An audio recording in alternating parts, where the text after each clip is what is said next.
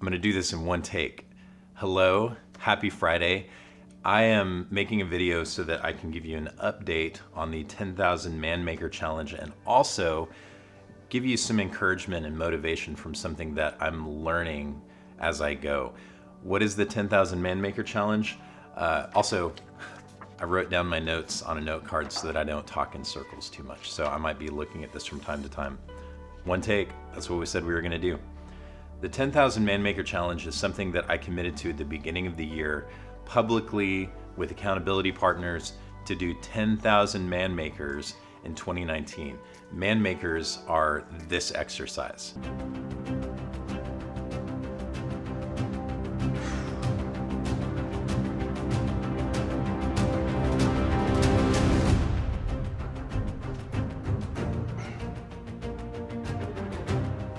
So now it's February 8th, and since the end of January, I have not done a single man maker toward my goal. And why is that? Well, I was doing man makers every single day. I was doing 20, 30, 40, 50 a day. And I got to the end of January and I was having consistent pain in my elbows, both on the inside and the outside. And they call that either golfer's elbow or tennis elbow, depending on where it is. But basically what it is you have tiny tears in the muscles and the tendons that support all of the movement throughout your arm, both upper and lower. A lot of it has to do with your wrist strength and but just, you know, every single day hammering away at those muscles and those joints, it wore me down. And I got to be honest, you know, I thought, well, I'll just take a break. I'll take a few days. I'll do some stretches and, you know, see if I can get back into it. And every time I would start to do the movement, that pain would shoot back into my elbow. And so I've been feeling down. I've been actually feeling, if I'm being honest, a little bit depressed that my body is kind of failing to help me rise to this challenge. And I've been quiet.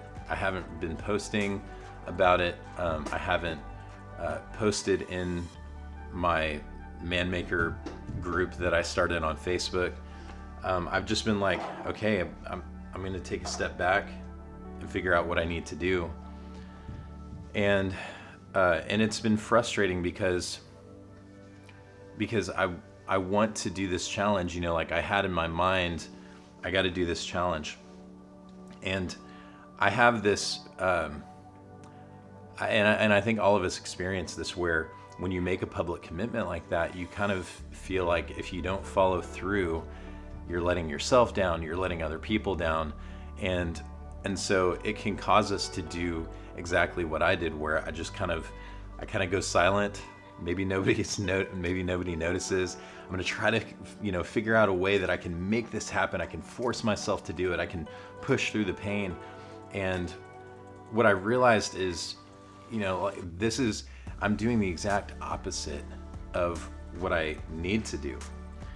I also realized that, and I'm gonna get to that in a second. I realized that the commitment isn't the goal. Doing 10,000 man makers in a year wasn't the goal.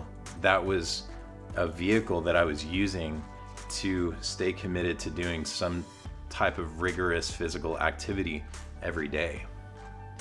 And when that started to become painful and I started to injure myself, that activity was no longer serving the goal. And it's so important for me to remember that, because sometimes we commit to doing something because doing that something helps us achieve a goal. But at whatever point that activity no longer moves us toward that goal, it's not a useful activity for us anymore. And so maintaining that commitment is actually counterproductive to what we're trying to accomplish. So I let 8 days pass because I was afraid to open up and share this And honestly, like, it's not just that I didn't want to let people down. It was also that I didn't really have a plan either. I was like, I'm doing some research. I'm trying to figure out, like, how I can get, how I can fix the injury, how I can move forward in this challenge. I'm like, I can't talk to people until I have a plan. I can't talk to people until I have a way forward.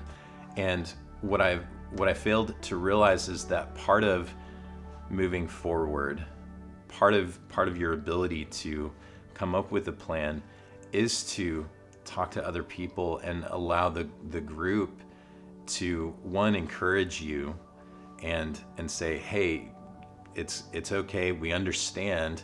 That takes some of the pressure off. And then you allow them to introduce new ideas that maybe you hadn't thought of. And so that's part of why I'm making this video, is like, I'm not going to be able to come up with the answer to what do I do next on my own. It's something that I have to allow other people to speak into as well. And to help me get unstuck. Because otherwise, weeks or maybe even months could pass before I actually have some kind of plan of action. And then, I've let all of this time slip by, when if I just open up sooner, people can actually speak into that and help out. So what is the plan?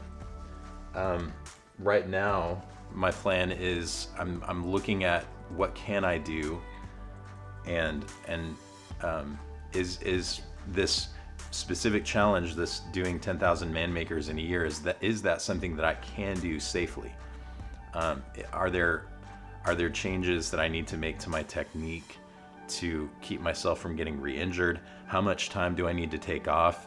How can I structure the scheduling of the workouts to where I can still accomplish that goal, but still have adequate rest time? So these are all questions that I have.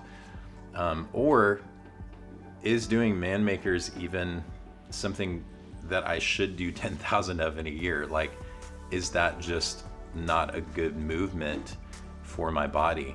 And if so, what's something else that I can commit to that will keep me from getting injured but still accomplish the goal of being consistently active?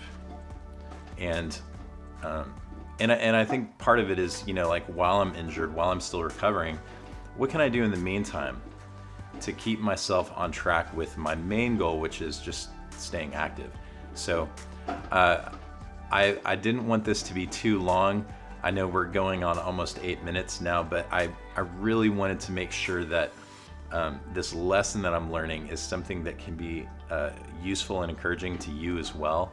Because if you made, like I did, if you made a commitment at the beginning of the year to do something, if you committed publicly or committed to an accountability partner and you're struggling, the easy thing to do is to shut down, to close off, and to kind of, shrink into yourself and think, oh, I need to get it together. I need to get the willpower together. And that's self-defeating, because you are closing yourself off from the people who want to encourage you and help you the most. So open up, be real about your struggle. And you'll find, in most cases, you'll find that people understand and they want to help you be successful. And they're not going to give you a hard time. They're not going to shame you. They're going to encourage you and lift you up and help you find different ways, find the motivation, find the willpower to achieve your goals. Thank you for watching this. I hope you have an excellent day, and I'll talk to you next time.